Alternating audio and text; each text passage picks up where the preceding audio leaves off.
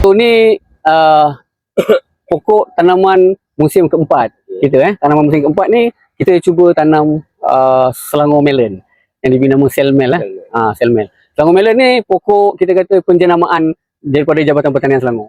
Jabatan pergi negeri-negeri lain tak ada. R&D daripada Jabatan Pertanian Selangor. Negeri lain tak ada maksudnya kan. Kita pergi mana-mana pun tak ada.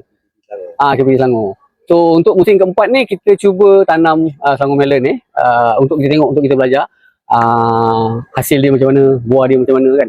So setakat ni yang kita nampak sebenarnya Selangor melon ni kalau di segi bentuk dia nampak cantik, unik. Macam buah rabi kan. Macam buah rabi. Berbanding dengan kita kata buah golden melon kan. Itu golden melon. Itu golden melon. So tapi setakat ni saya rasa alhamdulillah lah.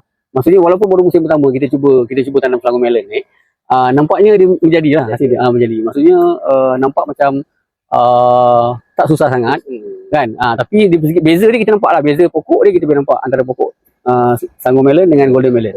Benihnya kita dapat daripada Jabatan Pertanian. Kita boleh minta dengan Jabatan Pertanian. Kalau awal, lepas tu peringkat kedua tu barulah kita jadi JV dengan dia. Kita JV minta upgrade. Macam tu lah bila dah kenal kan. Baru Jabatan Pertanian ni bukan senang dia nak bagi kita juga. Dia dah tengok kita berjaya dah apa, baru kita boleh mohon dengan dia untuk dapatkan. Cuma sistem dia bagus, hidroponik ni dia senang lah. Maksudnya dia air tu rolling. Penyematan. Maksudnya air ni adalah lebih macam saya dulu fertigasi. Jadi kita nampak lah perbezaan fertigasi dengan tu fertigasi masih lagi ada fertigasi.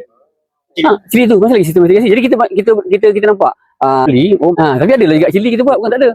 Tapi maksudnya dari segi pasaran tu harga dia lebih kurang juga 15 kan. Ini murah. Senang sangat. Senang sangat. Jadi maksudnya kalau saya kata kalau kita jual kat sini pun habis, kita kata kan. Jadi apa yang kita tapi kalau katalah nak tambah bilangan 500, katalah ke 700, apa perlu buat tambah ni lah. Dapat sangat nanti susah untuk kita jaga. Faham? Jadi tu yang kita tak buat. Ni bila tanahnya ni, dia terus letak tali kan untuk jelilit ni.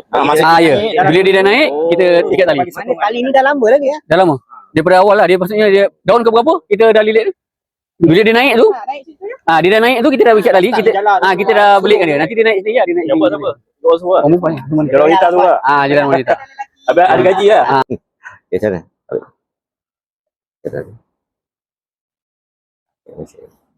Bismillahirrahmanirrahim. Okey tuan-tuan, kita jumpa lagi.